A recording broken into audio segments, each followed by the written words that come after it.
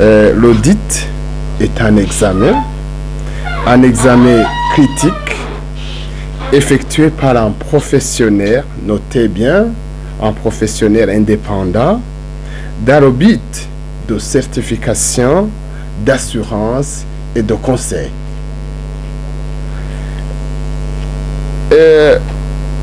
Il y a plusieurs types d'audits.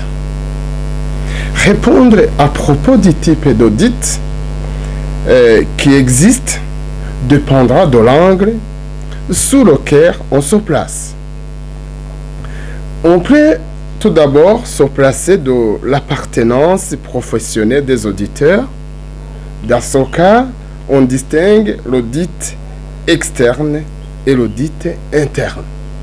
L'audit externe est effectué par une personne indépendante qui a pour but de certification ou bien d'assurance et qui signe le contrat avec l'entreprise.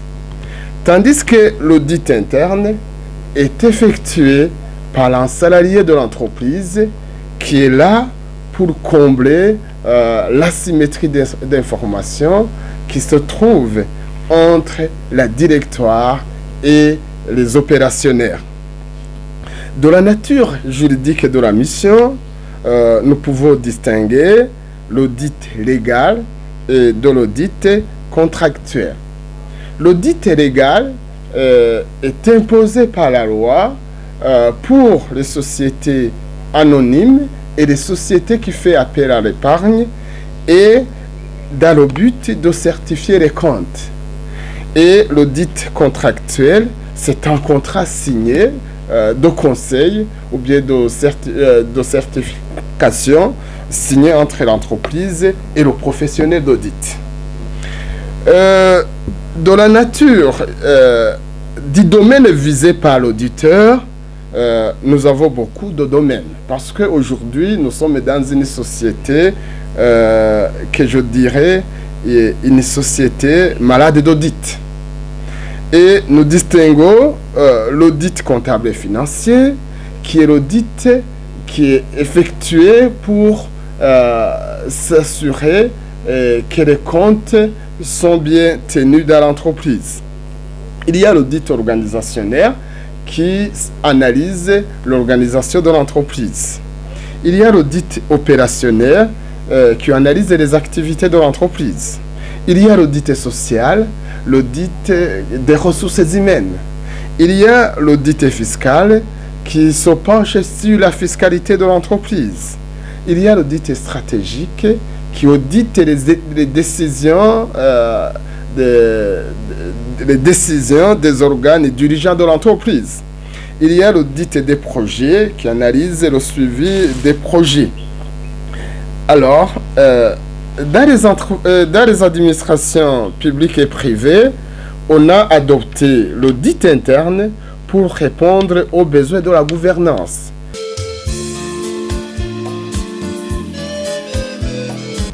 L'audit est venu combler l'asymétrie d'information entre la directoire et les propriétaires de l'entreprise.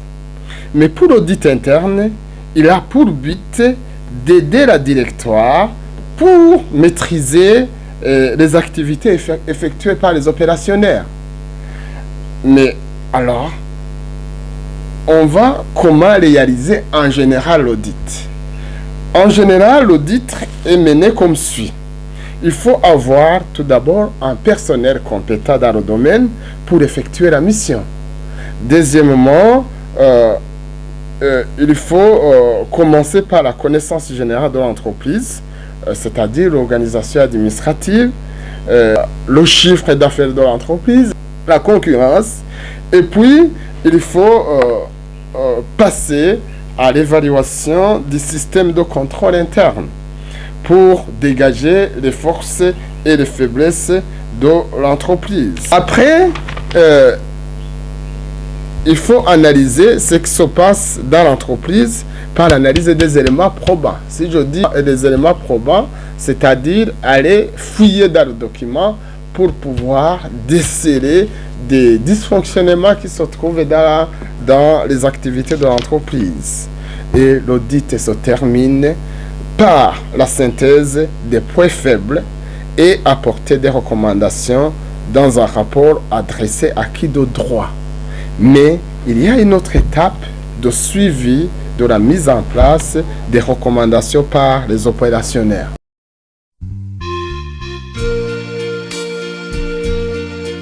Tout d'abord, je commence à montrer comment un service d'audit, les conditions nécessaires pour qu'un service d'audit soit indépendant.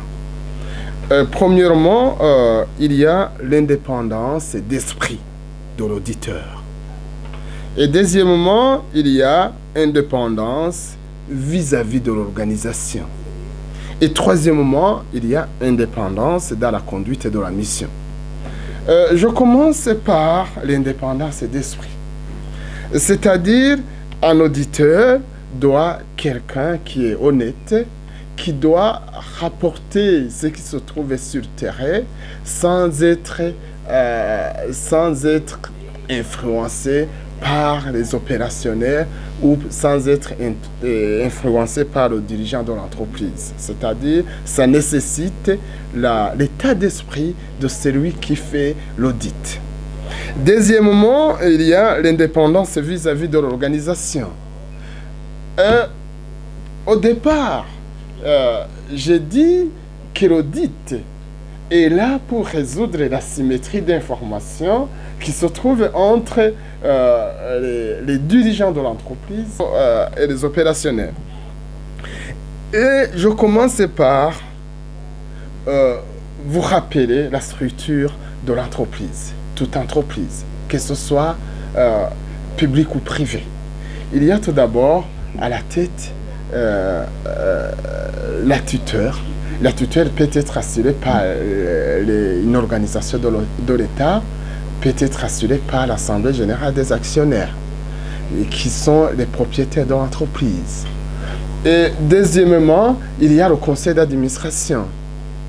Et troisièmement, il y a la directoire, qui est la direction générale.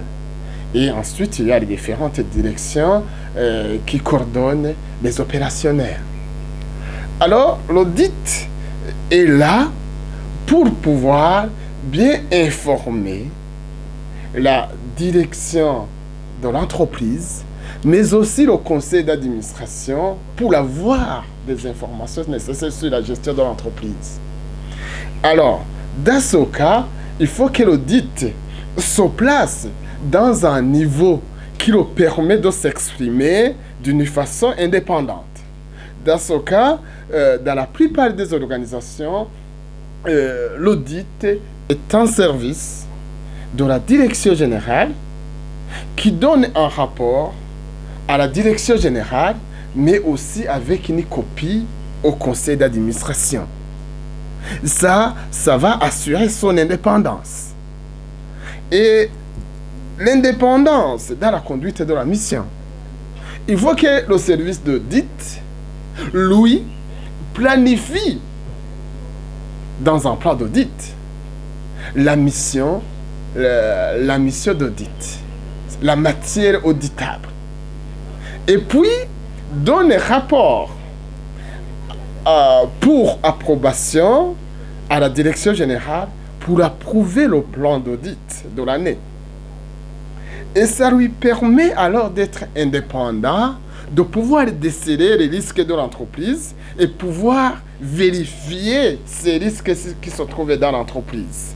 Voilà, est-ce que la question que vous m'avez demandé, est-ce que les services ici au Burundi, les services d'audit sont-ils indépendants? Ça dépend.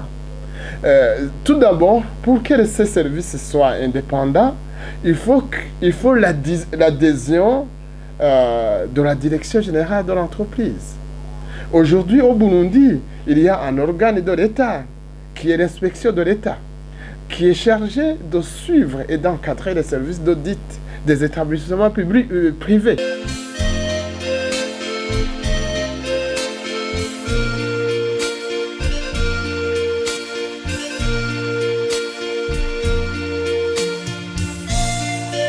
Oui, l'inspection générale de l'État collabore étroitement avec les services d'audit interne des entreprises publiques. Comment? Dans la formation, c'est-à-dire c'est l'inspection de l'État qui se charge d'encadrer les cellules d'audit interne au niveau des établissements publics. Et deuxièmement, à partir des données. Si l'inspection générale de l'État vient auditer, je dirais auditer, dans les entreprises publiques, il va collaborer avec les services d'audit interne de ces entreprises. C'est ça, c'est ces relations qui se trouvent entre l'inspection de l'État et les services d'audit interne des entreprises.